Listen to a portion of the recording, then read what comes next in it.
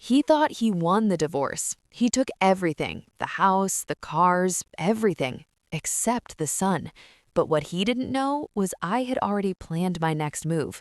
At the final hearing, he smiled until his lawyer turned pale when he realized what he had really signed away.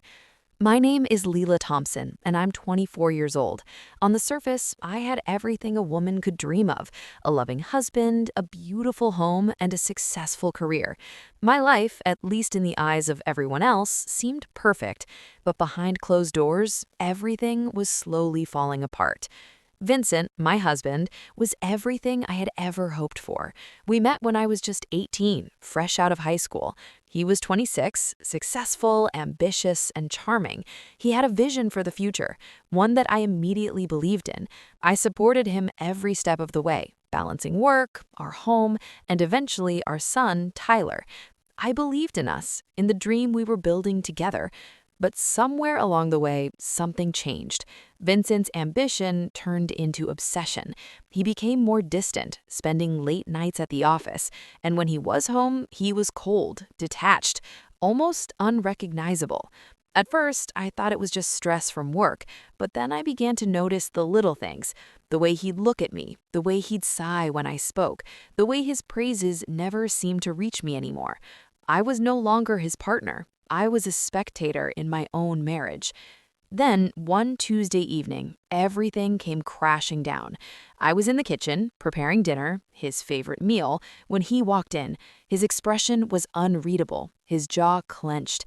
He sat down across from me, his hands trembling slightly as he placed a document on the table. "I want a divorce," he said, his voice flat, devoid of any emotion. I froze, the words taking a moment to sink in. The next few days were a blur. I moved into the guest room, the one that had once been meant for visitors, but now felt like a prison. Vincent didn't even seem to care. He went about his business as if the life we had built together hadn't meant anything. He started bringing Brittany, his new girlfriend, around the house. She was everything I wasn't: young, trendy, and so willing to be the replacement. I watched them sit on our couch, eat off our plates, and casually parade their affection in front of me, like I was invisible. It was humiliating. The worst part, he acted like I was the one who had failed him, as if I had somehow become the problem. But I didn't let it show. Not once did I raise my voice, not even when Vincent canceled my personal credit card, not even when his mother, Lorraine, came over to help me pack, going through my things like I was some stranger. She took the opportunity to tell me, in her soft, condescending voice, that I should have tried harder to make him happy. "Men have needs, dear," she'd said, her words cutting through me like a knife. I wanted to scream at her, to tell her how wrong she was, but instead I just nodded and kept packing my things into garbage bags. That's when I realized something. Vincent didn't know me at all. He thought he had already broken me, but what he didn't know was that I had been quietly preparing for this moment for 3 years. While he was out making deals and living, it had been 3 years since I first uncovered the cracks in Vincent's perfect image. 3 years of quietly watching him build a house of lies while I played the role of the obedient wife, the mother, the homemaker. I watched him flaunt his new life with Brittany, always pretending like nothing had ever gone wrong between us. But deep down, I knew something he didn't. His empire was a lie. The first clue came during a random Tuesday night. I was doing what I always did, reconciling our business accounts, making sure everything was in order. But that night, something didn't add up. A transfer from our account to a mysterious one I didn't recognize. It was a small amount at first, just enough to make me curious. But the next week, I found another one, and then another. At first, I thought I was being paranoid, but after weeks of checking, my worst fears were confirmed. Vincent had been taking loans against everything we owned. The house, the cars, the business, everything was maxed out. The beautiful home we had lived in for over a decade wasn't even fully ours anymore. The business he had claimed was thriving was drowning in debt, and all the luxuries he had bought over the years were nothing more than borrowed money.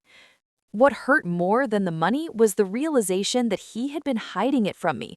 All the while, I had been supporting him, working behind the scenes, running his back office, taking care of everything while he lived his high-flying life. And in return, I got nothing. No appreciation, no recognition, just a cold, distant husband who thought he could manipulate me into giving up everything without a fight. But I wasn't just going to let him get away with this. I began digging deeper into the financial records. The days after the divorce announcement were a blur of paperwork and meetings. Vincent moved forward with his plans, getting his lawyer, Harold Whitfield, involved and preparing the necessary documents for the divorce. I, on the other hand, played the part of the broken wife, the one who had nothing left to fight for. I agreed to the settlement, smiling meekly, as though I was too defeated to care. The more Vincent pushed, the more I withdrew into my quiet strength. I want the house, the cars, the business, everything. Vincent said it with such conviction, like I was just another item on his list of assets. I nodded in agreement, making it clear that I wouldn't challenge him. On the outside, I appeared to be giving him everything he wanted, but in reality, I was already working behind the scenes to take back what was truly mine. I didn't fight for the house. I didn't fight for the business. I didn't even fight for the money that I was owed. What mattered was Tyler. Tyler was mine, and no matter what, I would make sure he was protected. I didn't care about the material things anymore. They were all tainted by Vincent's lies and manipulation. What mattered was that my son would have a future free from his father's mistakes. While Vincent was busy with his lawyer, signing documents, and taking calls, I was securing my own future. I met with a lawyer who had been recommended by my old firm. Nina Castellano was sharp, no nonsense, and knew exactly what needed to be done. She had no tolerance for nonsense, and she quickly saw what I had already figured out. Vincent thought he had me trapped, but in reality, the final hearing had arrived. It was a day I had been waiting for, not with anger, but with calm anticipation. Vincent thought he had everything. He walked into the courtroom with his usual smug smile, his sharp suit and expensive watch reflecting his belief that he had won. He was so confident, so certain that the house, the business, the cars would be his.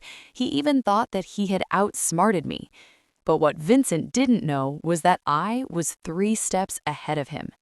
The judge looked at us, her eyes scanning the final documents. My lawyer, Nina Castellano, was by my side, calm and steady as always. On the outside, everything appeared normal, just another divorce case. But inside, I was bracing myself for the moment I had prepared for. Vincent was still smiling, convinced that he had already won. He leaned back in his chair, clearly thinking that I would beg, that I would fight for half of everything. But I wasn't interested in half. I wasn't interested in anything that he had to offer anymore. As the judge reviewed the documents, I glanced over at Vincent, who was now flipping through the settlement papers, eager to finalize the deal. He seemed to think the process would be quick, a formality. But it wasn't just a formality for me. I had built my future while he had buried himself in lies. The judge raised her hand to call attention. "Mr. Mercer," she said, her voice calm but firm, "are you aware of the liabilities you're assuming with this agreement?" Vincent's smile faltered for a second, but he quickly recovered. "Of course," he said, confident in his shallow knowledge of the situation. But the judge wasn't finished. She continued, "I'm looking at the liabilities disclosure form attached to the agreement. It clearly states that you are a..." The days after the final hearing were a blur, but I couldn't help but feel a sense of calm wash over me. Vincent had no idea what hit him. He had spent years building an empire of lies, and in the blink of an eye, it all came crashing down. The house, the business, the cars, they were all his responsibility now. Every single debt. Every single loan. But that wasn't the best part. The best part was watching him try to figure out how to make everything work when he was buried in over $1 million worth of debt. Vincent tried to sell the house, but no one was interested. The business started defaulting on loans, and the vendors he had once worked with began filing lawsuits against him. The line of credit was frozen, his entire world was unraveling in front of him, and all I could do was watch from the sidelines. I kept a low profile. I didn't gloat. I didn't need to. The universe had already done its job. It had taken care of him for me. But it wasn't just about him. It was about Tyler, my son, the one thing Vincent had left behind, the one thing he had thought was just another obstacle in his perfect world. I had made sure Tyler would be protected. His trust fund was safe, untouchable, and I had made sure the future was secure for him, something Vincent had never bothered to do. Vincent's new life with Brittany started to fall apart as well. Within 2 weeks of the hearing, she had left him. She hadn't signed up for this kind of chaos. The reality of Vincent's debts hit her hard, and suddenly all the glamorous dinners and designer clothes didn't seem so appealing anymore. She packed her things in the middle of the night, leaving behind a note that read, "This isn't what I signed up for." I couldn't help but feel a small sense of satisfaction. I had been the one who built the life he had so carelessly destroyed, and now it was all coming apart, piece by piece. But it wasn't about revenge anymore. It was about freedom. Freedom for me and my son to move forward without being weighed down by the lies and manipulation